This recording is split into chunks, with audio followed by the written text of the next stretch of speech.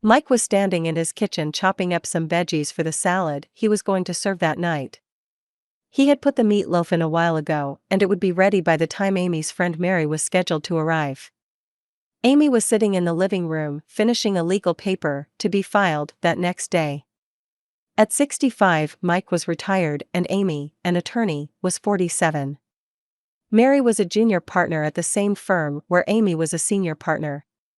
Mike was going to discuss with Amy that night, just before bed, a conversation he had accidentally overheard between them earlier that day. Amy had told Mary that Mike is not somebody to make idle threats. If he warns about something, you take that warning very seriously. The comment bothered Mike because he did not know or understand the context. Later, after Mary entered the apartment, they had some wine and talked for a bit before dinner. After dinner, Amy told Mike she and Mary would clean up the kitchen. Mike left the dining room and entered his home office and did some work. About 10 minutes later, he heard raised voices coming from the kitchen. Because Amy was so low-keyed, Mike was concerned. When he entered the kitchen, he found Mary sitting with her head in her hands crying. "What is going on?" Mike asked. Amy looked at Mike with fire in her eyes, and said to Mike, "What is going on is Mary is close to throwing her marriage away and dumping her career."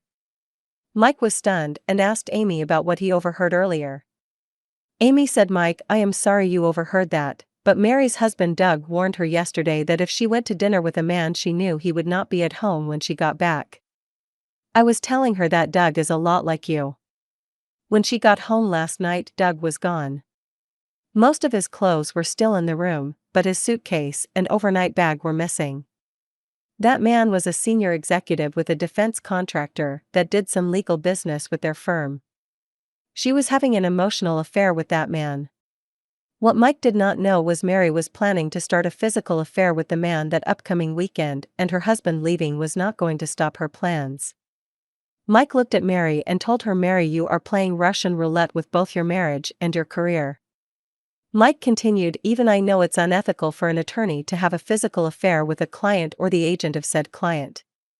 Amy then said, "As a senior partner I am duty and ethically bound to notify the managing partners of what Mary is doing, and to be honest, I also must notify her that as of tonight you are suspended pending the outcome of the meeting with the other senior partners."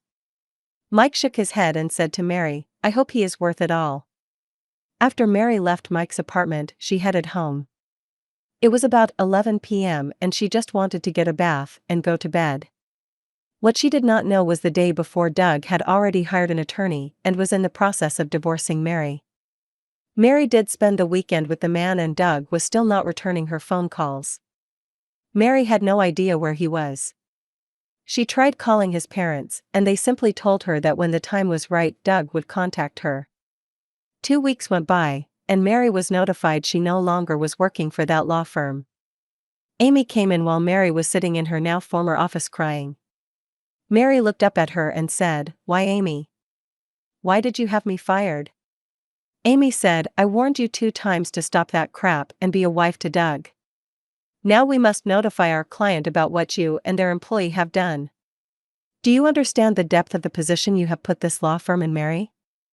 Amy then sat down, blocking the door open, and told Mary she had 30 minutes to turn in her access cards and get her personal things out of that office. Mary was provided a small cart to wheel the boxes out with, and as she was returning the cart was stopped by a female asking her, "Are you Mary Diane Walters?" "Yes, I am," was her reply. Handing Mary a large envelope, the female informed her of the divorce service as well as the notice of trespass from Doug's place of employment and his parents' home. Mary decided to drive home and get drunk. When she got home, she found a note pinned to the door informing her that her things were gone and that her key would not unlock the door. Doug and his brother David had packed her things and rented a small van and traveled the almost 100 miles to Mary's parents and unloaded her things on their front porch. Because Mary had her phone off, she did not get the calls from her folks. Mary then turned and started to walk back to her car, only to trip over something and went headfirst into a small tree on the walkway going from the porch to the driveway. A neighbor seen her fall and came running to help her. She helped Mary to her house and helped her get cleaned up. During this time, Mary turned on her phone and discovered several missed calls from her folks. So, she made the trip to their home. When Amy got home that evening, she sat down in her dining room with her laptop and scanned her emails. Mike was on a business trip, and because she did not live with him, would be home alone for about 2 weeks. Later that evening, Mary called her and asked Amy if she would represent her in the coming divorce case. Amy said she could not do so, but gave her the phone number to a good friend that might. During that next week, Mary was sitting in her parents' dining room watching her father watch an old episode of the TV series Star Trek. This episode was one of the most popular episodes that won some awards, called The City on the Edge of Forever. While watching the episode, she took notice of the time portal that was the main part of the story. As she wished such a time portal was real, tears started to fall from her eyes. As angry as she had got with her now former friend Amy, she had to admit she was right. Mary's father drove her back to the city so she could meet with her attorney. Mary wanted to see about getting the court to order marriage counseling. The attorney said she would try, but told Mary the chances are not good.